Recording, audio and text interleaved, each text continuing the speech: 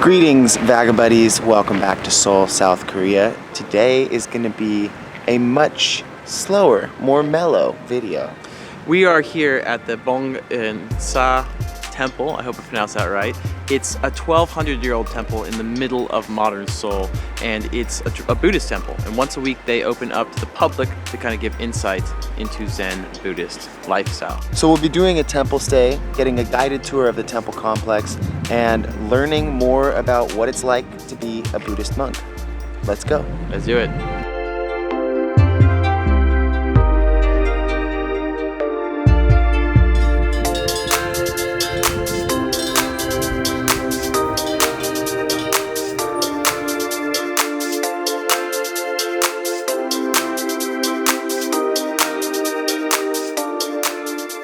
From the right, we start the Sa.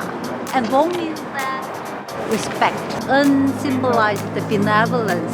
And of the last letter, Sa means temple. So this is the temple to show the respect for the king who contributed a lot for this Buddhism. Okay?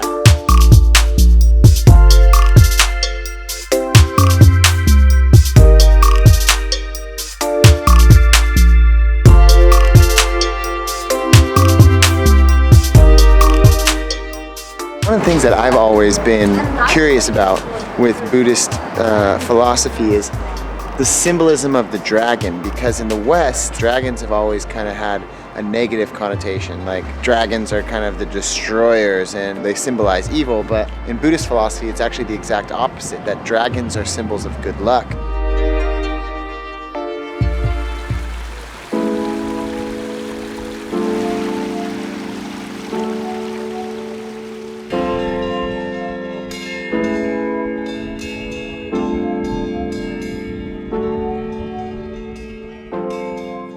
Korea has been historically a Buddhist country.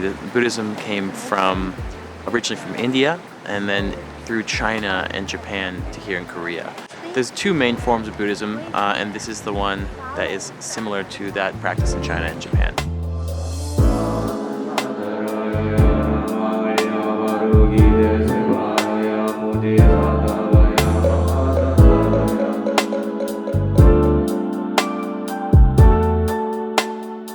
I would consider myself a lazy Buddhist. I agree with much of the principles of Buddhism, but I am not an active practicer. So it would be cool to kind of go in here and see this really older form of Korean culture. Many people here in Korea today are Christians, but this is kind of an older slice of Korea.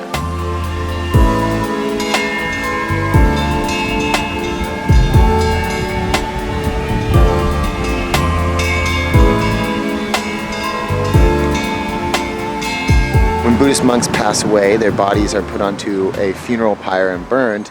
The ashes are collected and then they're put into big, giant, intricate urns. Right as you're coming into the temple complex, you're passing the cemetery of important Buddhist monks, and you can already feel the serenity.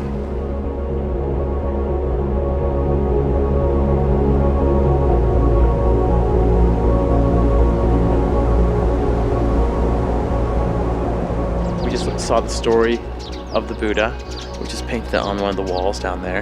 And essentially he was a prince in northern India or southern Nepal, and he was living in a palace and one day went outside and saw basically suffering, poverty, death. He was going to be the king, he was a prince, but he escaped the palace and went out to meditate under a tree. And during his meditation he came up with three noble truths. First, that life is suffering. The second, that there is no such thing as the self, and third, that everything is impermanent, that this too shall pass, the good and the bad are all impermanent. But this seems pretty permanent. 1,200 years right here in this spot, surrounded by the skyscrapers of Gangnam, the business part of town, but this little peaceful, tranquil slice of Buddhist culture remains.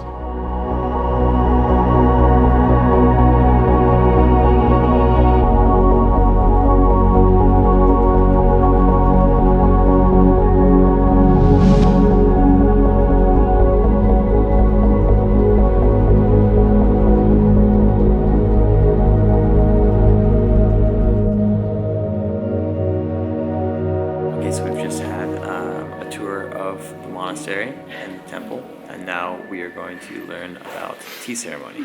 It's very interesting. I think it'll be cool to see how tea is served.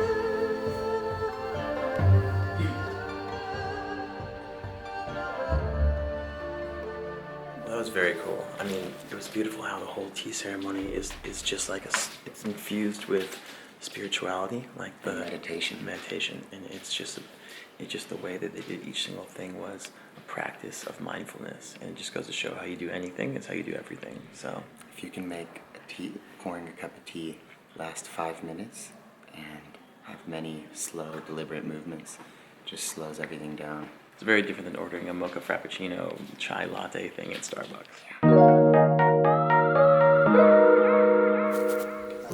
Arts and crafts time.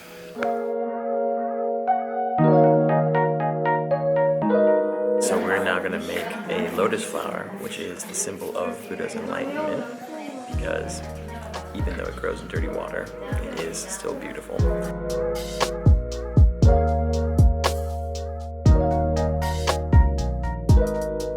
Since arts and crafts class, and I'm having a little bit of difficulties.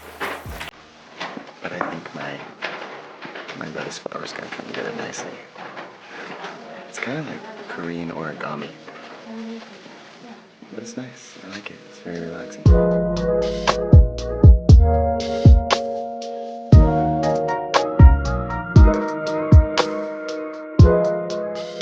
Arts and crafts is over, and we're moving to the meditation room where there's a monk waiting for us to give us a guided meditation.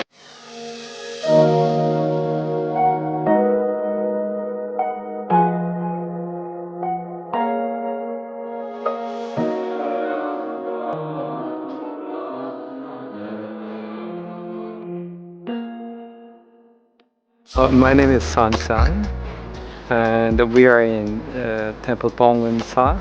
This temple is established in the 8th century, more than 1,500 years ago. It was founded. In this monastery, about 20 months are living together. Buddhism has gone through a lot of changes, and still we are survived in modern society, and it's functioning. 감사합니다. 감사합니다.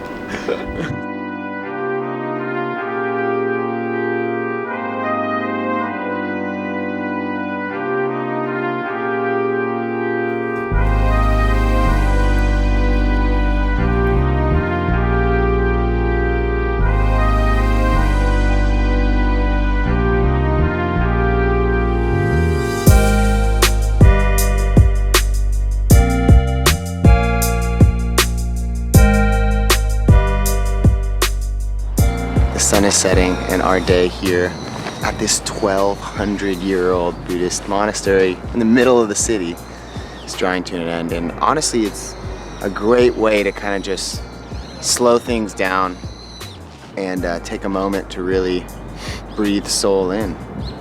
Yeah, I think that one of the first observations we made here was that there was this split, this urban, modern, and traditional and rural vibe. And you know, it's something where a temple like this can exist side by side with these big skyscrapers. And at first when we came here, we're like, how can this be? But one of the monks said that, you know, whether you live in the mountains or the city, it doesn't matter. You can still find peace, you can still find enlightenment. So it's really not that odd that it exists here. It's kind of just part of Seoul. And that dichotomy is really what makes the city what it is. I don't think we found enlightenment with our 30 minutes meditation, but better than nothing, and you know, one step further along the journey. So thank you guys for watching. If you enjoyed the video, you know what to do. Give it a thumbs up, share it with your friends, and subscribe and turn on notifications if you have not already. Okay guys, we are almost done with our time here in Seoul, but stay tuned for more adventures. Stay curious, keep exploring, and we'll see you guys on the road. Peace.